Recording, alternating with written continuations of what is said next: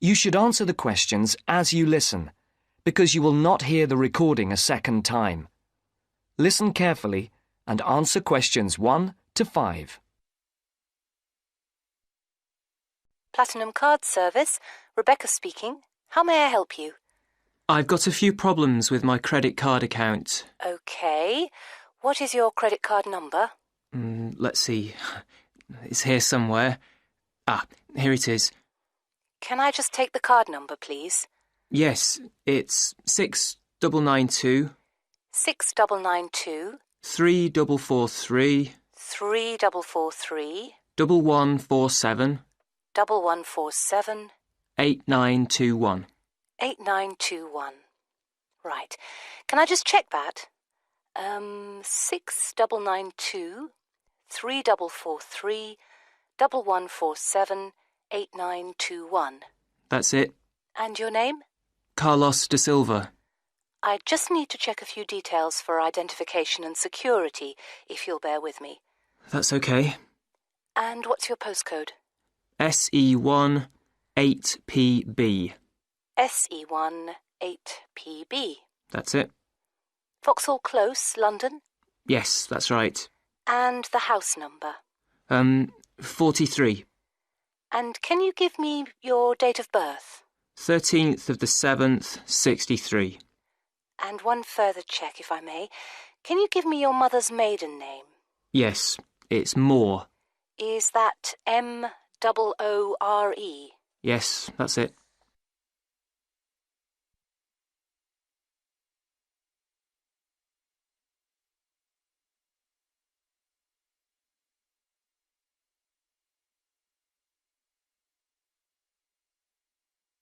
Now listen to the next part of the conversation and answer questions 6 to 10.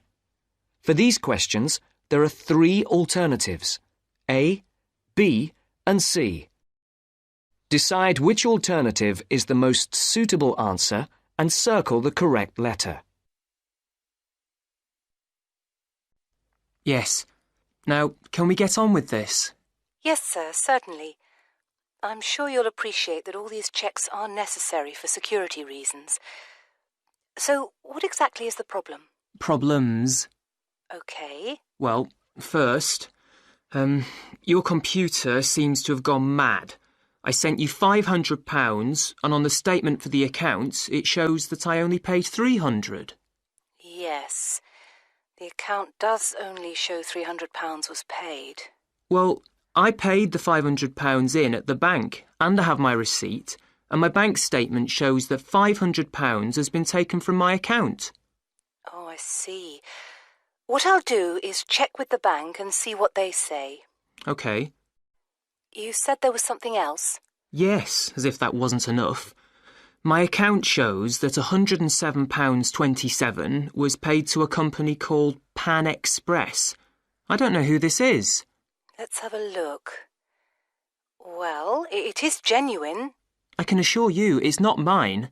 It was made on the evening of the 12th of May. Maybe it's a restaurant bill you forgot about? There's no way that... Oh, wait, hold on. Yes. Oh, it's okay. I've just realised what it is. It is a restaurant bill. The name of the company is different from the name of the restaurant. My mistake. I'm sorry. That's okay. Was there anything else? I don't know if I dare. What is it, anyway? Well, it's, the amount of interest seems to have gone up. If you look at your statement for April, you'll see that the rate went down from 16.27% to 14.99% that month. Oh, yes, you're right. Was that everything? Yes, basically, it is. OK. And can you check my payment? Oh, yes, I'll do it. Can I phone you back? I'll be at home for the next 2 hours. I have to leave at 11. Right. What's your number? 020 7989 7182. Hold on. 020 7979? No, it's 7989 and then 7182. So it's 020 7989 7182. Yes, that's it. OK, I'll phone you straight back. Thanks. Bye.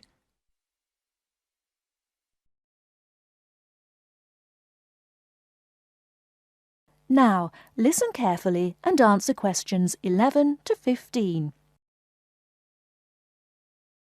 Last week, we looked at the traditional art of Japan. In this week's lecture, we're going to move south and look at the very special way in which art has developed in the beautiful island of Bali, which is now part of Indonesia. I'll begin by giving you a brief historical overview. It's thought that the first inhabitants of Bali were farmers who arrived around 3000 BC, at the beginning of the Iron Age. They probably originally came from China, and in Bali they cultivated rice and built temples ornamented with wood and stone carvings and statues. The Hindu religion was introduced in the 14th century AD, and this has remained the main religion on the island. This was an important period in the artistic development of the island, when sculptors, poets, priests and painters worked together in the service of the ruling families. Rather than painting everyday scenes, artists concentrated on narrative paintings illustrating the epic stories of Hinduism. Bali's rich natural resources have always made it an alluring goal for merchants, and from the 17th century onwards, Dutch ships visited the island to trade in spices and luxury goods. Gradually, the old royal families lost their power, and eventually, in 1906, the Dutch East Indies Company was founded, and the island became a colony. In the 20th century, art then took on a very different role, as a tool accessible to everyone in the fight of the Balinese people against colonization, rather than as the property of a minority.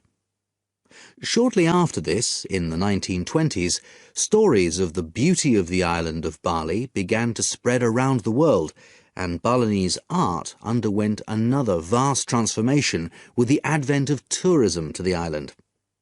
At first, this was only on a small scale, but it had important effects. Expatriate artists from Holland and Germany settled on the island, bringing paper, Chinese ink and other new materials with them. They worked with local artists, encouraging them to experiment with concepts like naturalism, expressionism, light and perspective, as well as to move away from the traditional focus on narrative painting towards something closer to their own experience. When independence came in 1945, this desire for an art to match a new national identity became stronger, and the traditional narrative paintings started to give way to scenes showing the everyday life of the Balinese people, harvests, market scenes and daily tasks, as well as the myths and legends of their history.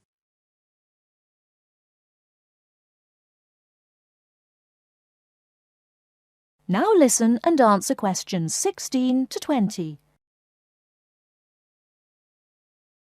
Many of the features that give this art its special place in the world today can be traced back to these historical roots. One feature that is rooted in the events of the last century is that today in Bali, the production and the appreciation of art is not restricted to a minority. In fact, there is a famous saying that in Bali, everyone is an artist.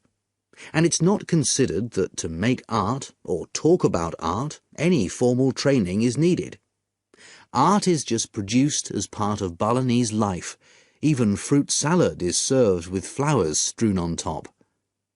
One factor which has contributed to this productivity is Bali's fertility. Over the centuries, the rich soil and the fact that food and shelter are readily available has given the islanders the leisure to develop their arts. While painting, sculpture, carving and music have traditionally been the province of men, women have channeled their creative energy into making lavish offerings to the gods with spectacular pyramids of flowers, fruit and cakes offered at the temples on festival days and celebrations. all these kinds of art still have close links with the religion of the people and are something that people do on a daily basis. Another special characteristic of art in Bali is that it is not generally seen as an individual pursuit. In the West, art is often carried out by the artist on his own, reflecting his own individual worldview in the hope of achieving personal wealth and fame. For Balinese artists, art is something that's done as a group, and many artists may participate in one piece of work. And Balinese art is not restricted to temples and offerings. It decorates objects such as jackets, motorcycles, hotel menus, and so on. But perhaps the most significant characteristic of Balinese art, and one that distinguishes it most from the art of the West, is to do with its expected lifespan. Carvings are made in soft stone, which is gradually destroyed over the years. The humid climate rots paper and cloth paintings. The magnificent offerings of fruit and sweets are eaten. Wooden statues are destroyed by insects. But Balinese artists accept that their work is ephemeral, not permanent, and instead of slavishly preserving the originals, they produce new art. And all this rebuilding, renovating and replacing means that the island's art continually evolves and perpetuates itself.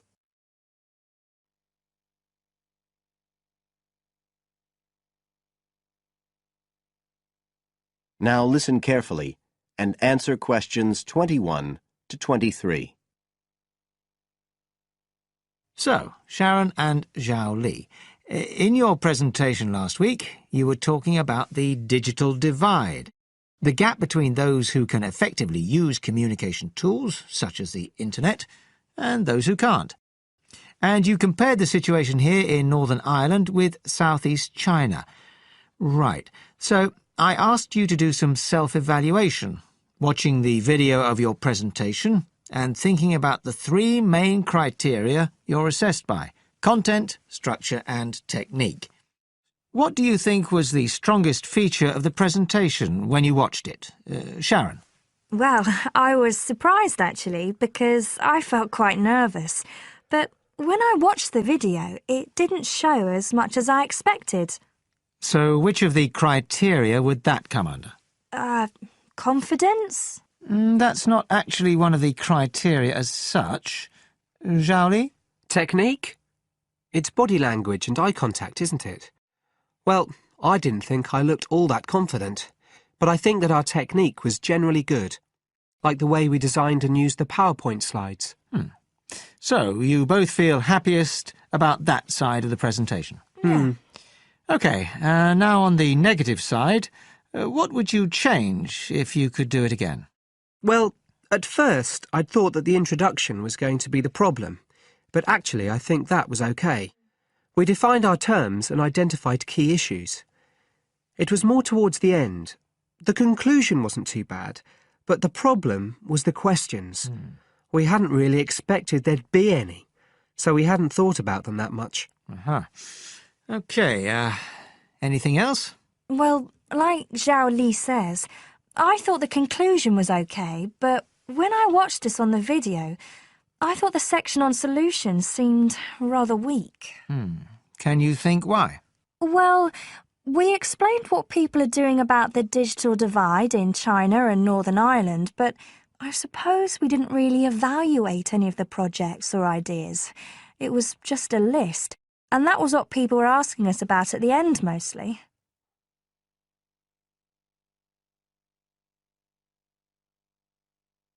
Now listen and answer questions 24 to 30.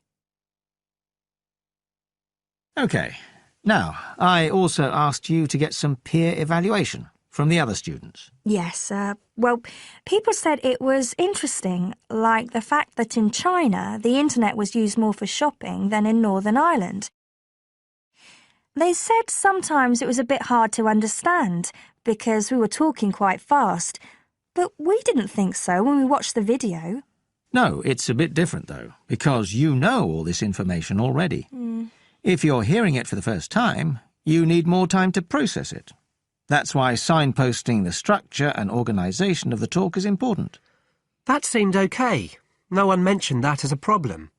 Some people said that we could have had more on the slides, like some of the other groups had nearly everything they said written up on the visuals as well. But other people said the slides were good. They had just the key points. Yes. And most people said we had quite good eye contact and body language. They all pointed out we'd overrun. They all said we were 5 minutes over.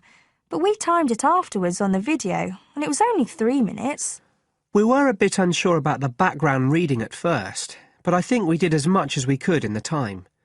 Anyway, no one commented on that under content. But one thing that did come out was that they liked the fact we'd done research on both Northern Ireland and China. Most other people had just based their research on one country.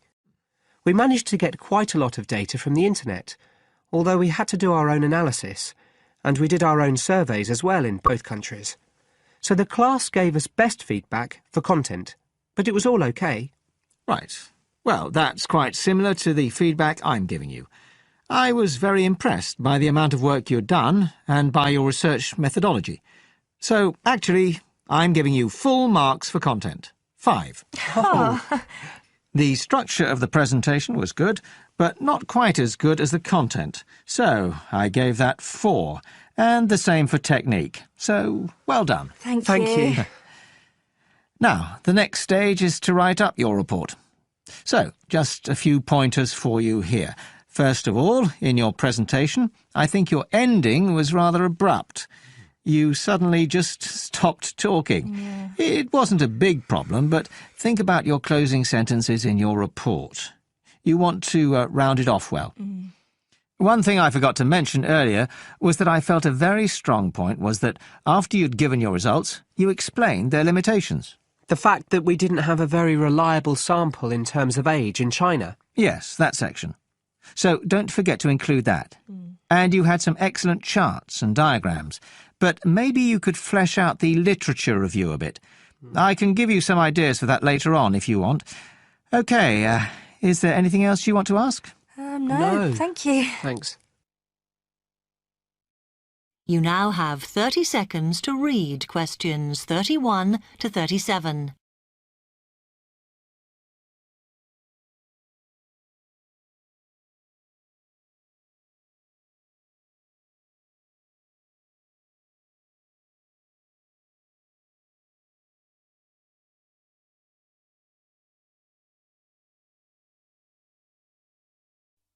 OK, we've been looking at how societies will develop in the future and at the increase in the size of cities. So I want to talk to you today about the key considerations in these cities of the future. There are 3 key elements I want to look at, and these are the new features they will have, issues of size, and the main problems to be considered. First of all, individual transportation will be a big factor in these new megacities as public transport becomes unmanageable. There'll be a huge rise in the use of segways, which are personal transporters like motorized scooters. As a result, and partly also to reduce pollution, roads will be altered so that they are narrower and will take up less of a city's space than they do currently. Naturally, this is a major change to the infrastructure, and something that may hinder it is the huge amount of investment it will require. The next thing is, what is going to happen to the commercial areas? We do not want these to become even larger concrete jungles than they are at present, so we have to look at design. And current designs for city development include building gardens on the roofs of these buildings to make a more pleasant environment for workers. And you may think that these areas will expand to cope with increased commercial activity. In fact, the prediction is that they will cover 1/5 of the area that they do at present as we build upwards. The exception to this is shopping centres, which we predict will expand with more and more temperature-controlled malls. What may cause difficulties is that the superstores will be confined to the outer edges of the city, as they will be too big to fit into the new malls. Then, of course, there are the residential areas, and these will undergo their own changes. One particular development will be houses which are built from glass, as innovations in this material allow it to provide light without causing problems with temperature inside a building. The residential areas will not be allowed to expand without limit, as happens in some areas at present, and their size will be restricted to a population of 15,000. One issue, which has yet to be resolved, and I'm not sure it ever will be, is how we manage to house older residents. They will be increasing in numbers as time goes on. Finally, how will these cities live? We know we have limited energy sources, so what will we do? Well, something currently in development, which will be a feature, is that waste is going to become an energy source. For example, to provide gas in homes. Also, as new technology and systems are developed, we will find that energy plants will become smaller. Another energy source we could use, but one which raises issues of having enough space and too much noise, is wind farms. Because of the problems, I'm not convinced these will be the grand solution to our energy problems that we thought they were going to be. You now have 15 seconds to read questions 38 to 40.